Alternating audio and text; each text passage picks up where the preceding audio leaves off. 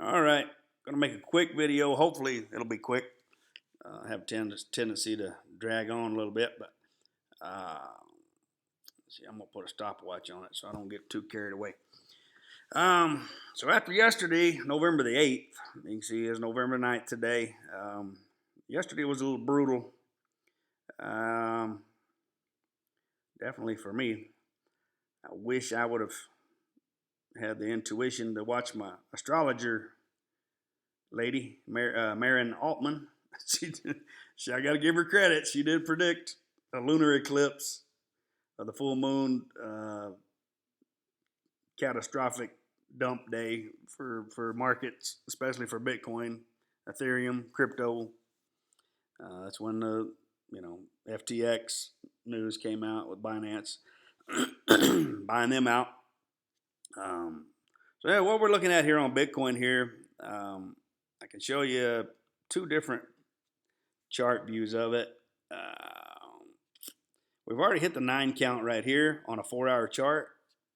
So most of the time it'll go to a 9 and then 3 or 4 more bars, maybe sideways. I mean, it definitely exhausted on this 9 bar if you consider where it closed. The closing price was 18,250 and 50 cents. This is on a Bybit perpetual source. Is where I'm getting this data. Most other ones didn't go that low, but Bybit definitely shook a lot of people out on this candlestick right here on this 9 bar. So it closed around 18,250 was the low. I mean, the low was 16,800. If you were trading with Bybit that day, yesterday was definitely a painful day, I think, for most people, unless you were short and you made a killing. I wished I would have shorted that FTT. I'd have made, good God, I don't know how much I'd have made, but at least I could have made at least 30% on my money, but I didn't go with my gut. Rand and Sheldon were talking about going long on it, and actually I saw Rand go long on his show, and so that kind of deterred me from going the short position, but should have trusted my gut on that. It just felt like Luna to me. It just felt like a Luna trade as far as the catastrophic dump, that it had. I thought when the news came out that Binance was buying them out, everything was free and clear. We were going to go back up. I think everybody thought that. Maybe too many people thought that. They probably bought back in, and market makers saw a golden opportunity probably to take some easy money, and so they crashed the price, I'm sure. And who knows? I mean, Binance could have been dumping more of their coins or whatever. I mean, most likely that's probably going on. It's an aggressive takeover. I think CZ is definitely making a point, making an example out of Mr. Sam Bankman, whatever his last name is, Friedman or whatever. Old curly hair, what I call him. So anyhow, this is kind of negative that it completed this 4 bar and it was a down bar, went down another almost 4% in 4 hours. Now this 5 bar, it's slightly down, but you've got almost 3 hours over here on your countdown clock till this candlestick, completes its 4-hour period, and then you'll start your 6 bar. So what I'm thinking is, I mean, this doesn't, you had a 13 count on this free version of TD Sequential way back here. Then you printed your 9, which followed it. You had a 9 leading up to it. Most of the time, that should be an exhaustive pattern, but so far it hasn't exhausted. So it may not be done yet as far as that's concerned. But if you go over here to the symbolic version of TD Sequential, this is a paid subscription service. It's on a -12 down count. It's a buy countdown. So when that hits a 13, you've got a high probability of a bounce. I'm guessing somewhere in this 17,000 range. If you go to a daily, I believe it has, yeah, it's got an exhaustive signal right here of 16,932 and 33 cents. So just below 17,000. And another one at 16,843 and 19 cents. So if it closes on a daily basis, yesterday we lost this cloud formation. It's Ichimoku cloud software. When you close below that, that's a very bullish sell signal. So that's not good. We definitely got a price flip. You got your number one bar to the downside, which is not good. Now, we did have this 13 on the combo countdown, which I thought might save us. I thought we could get an update the day after the election, and it was such a bad day yesterday. I thought we'd get a retracement, but just hadn't got it. So that's what I'm seeing. Now this could still go down another to a 9 count. So today plus 7 more days of down. Now eventually we're gonna get a bounce day. I just watched Marin's November video again. I wished I'd have watched it and took notes before yesterday, but I should have watched it on the end of October. But I think I started to, and then I was probably at work when I was doing it, and just got distracted, or I had to go to work, or had whatever. So we do have this downside risk potential. We've already went past this 17.4.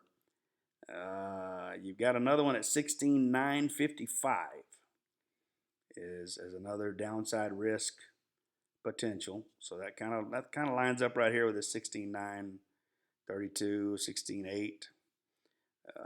And if it doesn't hold that, if it closes below that on a daily basis, you could very easily be going down to this 13,735 level. That's another risk level that TD Propulsion comes up with this based on the price action and the rate of change, and your high, low, open, close, takes all your price action into consideration when it calculates this number for you, this risk level, support level, I guess you could call it. So you definitely lost momentum on your momentum indicator over here. You've crossed below your red line, your top 70 line. You've got another problem. Stochastic is starting to bottom out already on the daily. But your weekly, you've got a major problem on the weekly also. The problem is the close that we had. Can't really see it real good on this type of software, but you see your close on your 9 bar was 19,262 and 98 cents, and your 6 bar was 18,807. So your 6 bar closed lower than, now the absolute low was 18,125, and your low here was 18,190. So bare minimum, you need your 9 bar to wick down lower than your 6 bar low. Ideally, you want this 9 bar to close lower than your 6 bar closing price at the end of the day, or this would be the end of the week. So that would be a Sunday for crypto at 6 o'clock 6 o'clock Central Time, PM is the end of the day now since time change. Hopefully we'll do away with that. But see, I'm showing if you lose this price right here, this 17,937, your next support zone, according to this on a weekly, could be 10,374. And then you have a risk level that it could wick down even to this 8,348 and 16 pennies or 16 cents. But that could definitely be a problem. Your alignment indicator here is showing a -2. This can go to a -5 before it exhausts and you see a bounce. So like I say, this could go down another 8 weeks after this week if it wants to. I mean, who knows? I mean, it's going to take a catastrophic turnaround, I think, to stop the momentum of this downtrend. But I mean, you've already got a lot of down momentum. You had an uptick, but the rule says on TD sequential, if your 9 bar doesn't close below your 6, you usually get 1 to 4 bars of reversal price, which we did. We got 3 bars of up action. And then we thought we was going to get the 4th bar. Even Sheldon said he thought we'd get 1 more week on his Monday show. We just didn't get it. I think the bad news come out. We had the lunar eclipse, had a perfect storm. The FTX news hadn't come out. I think today would have been an up day. Maybe even possibly yesterday. I mean, the S&P went up slightly, maybe 0.5%, 0.5% or something yesterday. But so we're kind of seeing the same thing on the S&P. So if you go over here, I'll pull the SPY just because it's easier to see it. But see, we didn't complete the 9 count right here. I think it went to an 8 count on this bar right here. So that's why it doesn't show. If it doesn't complete your 9 buy setup, it takes the numbers off. I wish it would leave them on. There's a way to set that up. But so we got 3 weeks, or at least 2 weeks of nice, up action on the S&P. Now this week was a down week on the 3rd week. I hadn't noticed that. I guess it was. And then this week we're slightly up for the week. This is a Wednesday. So, and we get the CPI data comes out tomorrow, I think 8:30 Eastern time. So if that's bad news, this week could end up being a down week. It could definitely roll over and sell off. But to Marin's credit, I just rewatched her video and took some notes on it. And she's bullish from the 11th through the 21st. So hopefully, maybe tomorrow might be one more down day, and then hopefully the 11th we'll get a turnaround right before the weekend and get some kind of rally. Hopefully, but there's no guarantee. I know Larry Williams' election trade, usually he buys, I think he said the first Tuesday, usually of every midterm or presidential election year. It works really good on every 4 years on the presidential election year, especially if you're not in a bear market with high inflation and the Fed, raising rates. I think all bets are off if you've got that kind of market environment. His seasonal stuff hasn't worked that great this year, I have noticed. To his credit, he does have a end of recession indicator. I probably shouldn't be sharing this with you, but I don't think it's proprietary. But I paid for this information. I guess I can share it if I want to. I don't know. What he does, he pulls up a weekly chart of the S&P 500 or the SPY, with either one.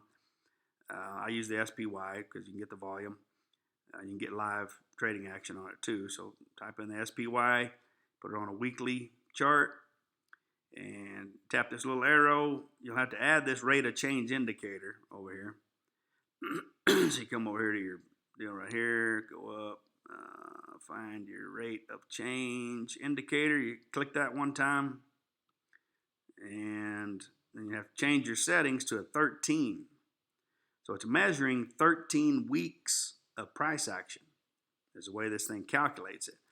Larry says when this thing hits a minus 15, which it did the week of June 13th, I believe, this week right here. No, that's May. Come over here right there. June 13th.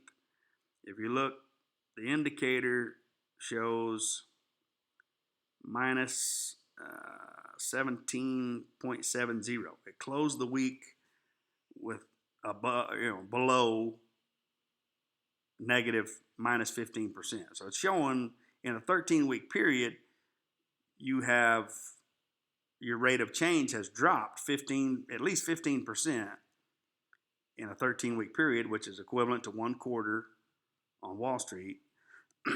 So that's why he loves this indicator. He showed 20 different instances since I think the Great Depression, where this indicator has either called the exact bottom to the week, which it did in March of 2009, um, or he said, at least if you would buy at the end of this week and just plan on holding long term, you're real close to the bottom. You made money nearly every time. If you held it at least 90 days to 6 months, if you held your position, you made money every time. 20 for 20 instances, I think he showed. It may have been more than that, but so we've already hit that. So this is his indicator that he uses to call the bottom. Now we may do it again. We're pretty close over here on this one. Well, it only hit a -7. Now right now we're sitting on a -11.34 on this week. So if we get a major down week this week, we could get another -15. This could mark another bottom, hopefully. But hopefully we get a double bottom set up and then rally out of this. But it's going to take the Fed, I think, pivoting on their position to get that done. And the way he talked on his last meeting, they're not talking like slowing down anytime soon. So I guess we'll see what the CPI data is tomorrow and go from there. But I'm thinking we may get a little short-term bounce on Bitcoin once we print this 13 over here. Let me show you. I showed you earlier, but go to your 4-hour chart. And I'm thinking when this combo signal prints a 13 bar, which could be on your very next candle, that would be approximately another 4 hours. Let's see how many hours we got on this 4-hour. We got 2, so it'd be another 6 hours and 44 minutes from right now. It's 11:15 Central Time. So what's that, like 5:15, 6 o'clock, somewhere in there. Could see a significant bounce. Short term, I don't think it's gonna just blow right off and go into a bull market, like it was last year. But you get a bear market relief bounce. It could retrace back up to this 20,000. That might be a short-term play, especially going into if the market does flip bullish somewhere around the 10th or the 11th, the next couple days. I could definitely see that. It could happen. Your S&P, this is another indicator that I wished I would have looked up yesterday. Well, I was watching it yesterday, so it was part of my decision why I did not take any kind of stock market or 401k investments. You've also lost your 4-hour trend line. So far, you're closing below that on the S&P, the SPY. I do believe. Yeah, you just closed that. No, you're on. Yeah, no, you closed below your trend line, uptrend line. You were on a 8-9 count yesterday, around 11 a.m. to the close of the day. That was your 10 bar. You got a confirmed sell signal today. That's not looking good. So I mean that that definitely persuaded me not to take the trade yesterday, as far as betting on any kind of stock market rally today, because when your S&P 500 sitting on a minus or a +9 bar on a 4-hour chart, you're gonna get 2 to 3 day pullback most likely. Now, okay, did your 9 bar close above your 6 bar? Yes, it did, and it did have a high above your 6 bar also. So that's a pretty exhaustive setup. It would have been better if it would have closed above this 8 bar. Would have been an ideal, perfect short sell to bet against the S&P, but it still would have worked. But it's just not a perfect setup, according to one video I watched on YouTube. But so that's what I'm thinking. The S&P may retrace, could come down here to the bottom of the cloud, could retrace down here to this downward trend line, long-term trend line. So, we could definitely see some down action for the stock market. If you go to FinViz over here for the futures, see what the market has. Pretty much all red, down close to 1%, a little over 1%, 1.2 for the Russell. Dollar's rallying a little bit today. That's causing some problems. It could just be reactionary to stock market dumping, but and crypto also. Let's see what else. If you look at the chart of the Dixie, though,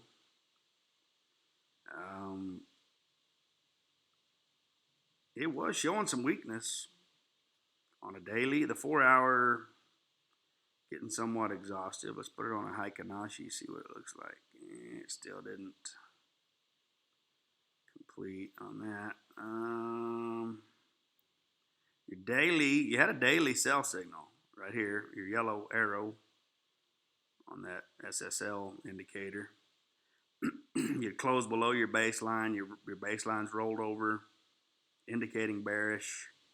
You close below your cloud here yesterday, which I thought might be, a Hail Mary, whatever you want to call it.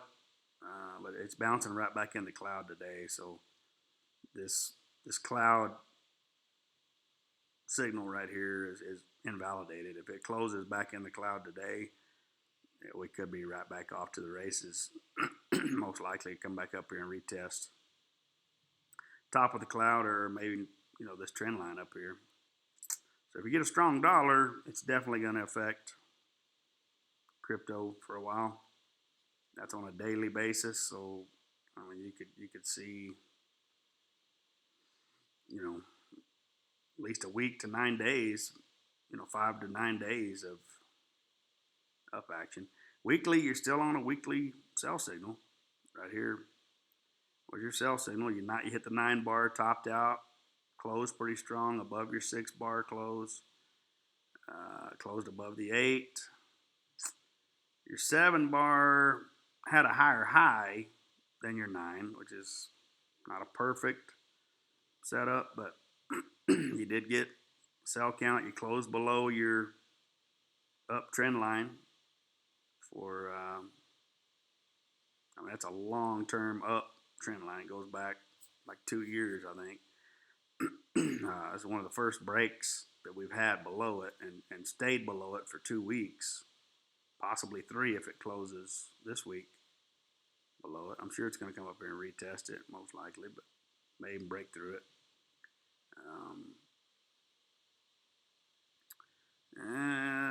That's pretty much about all I got.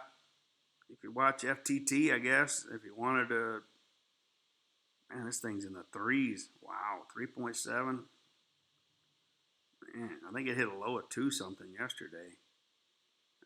Let's check a 4-hour on this thing. It's the same thing. Probably following Bitcoin pretty close. It only went to an 8 bar and then flipped up. So my guess is this is definitely going lower. MDX thought it could even go down to $1 pretty easily. Let's pull a chart on it on the TD software. Let's pull FTT up.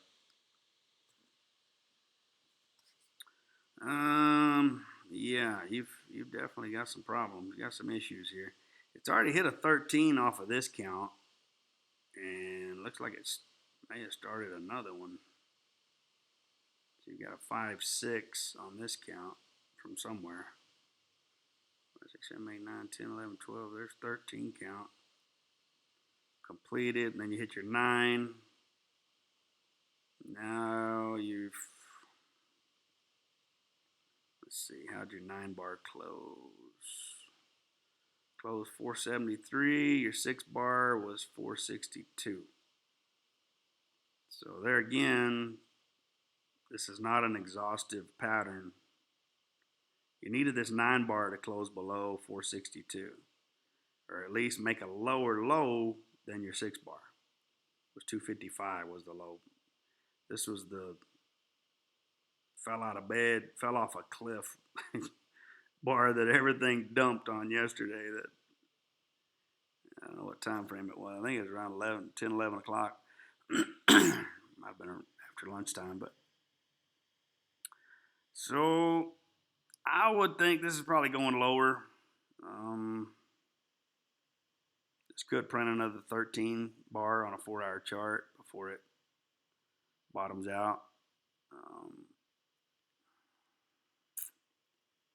Daily, I think you've got a long way to go daily, at least another 3 or 4 days. Yeah, you're on an 8 count. Where's this thing showing? 390. So you're way below any kind of support. It was showing like in the 7s yesterday. I think this 836 was disqualified exhaustion up, so you didn't even come close to retracing that. Disqualified. Yeah, that's definitely disqualified. That gets into negative if you go any lower. So daily, you got to go to a weekly to find support at this point, and you're definitely below right here. This is your 1396. You've broken that big time. Broke that yesterday. I don't know. I don't see any support. You're kind of in no man's land right here. I mean, you probably have to go back to when it IPO'd to find anything lower than this. I mean, probably 2017 maybe. This chart doesn't go back that far. It only goes back to 2020. It was in the low 2s. That'd probably be my guess. Low 2s on it.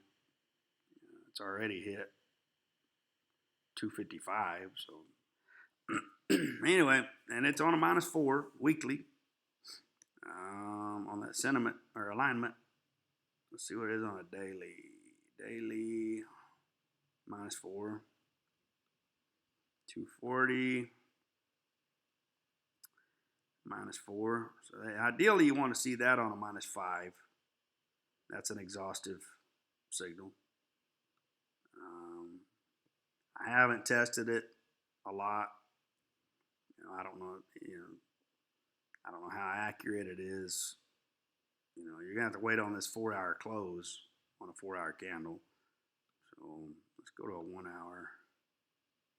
See what we got. On a -2, it hit right here. Hit -2, yeah, -2. I could definitely go down to this 302 level pretty easily, I would say. That's what your 1-hour is showing as this is your risk level, disqualified by risk. So if it closes below that, this software will come up with your next level of risk, I think.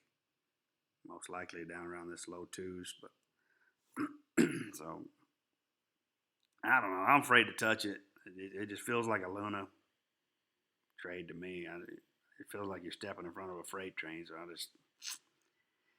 I got burned on it twice yesterday. I made $30 on a short. I should have made, I think, at least $400 or $500 on it, and I got stopped out. They wicked me out right before the news came out, and then I went short. So when everything started falling apart, and then it rallied on me, or I had a short bid in. I got filled on that wick up to 20. Luckily, I got out at like 18. That 20 would have been pretty rough. I think it hit over 21 on that wick to the upside, and I lost probably. I think I lost another 300-400 on that short position.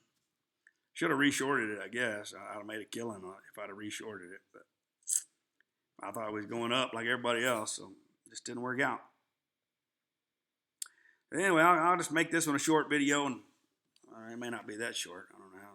Let's see what kind. Yeah, I'm still 30 minutes in, so we'll call this one good, and keep an eye on it, and I'll update you if anything changes.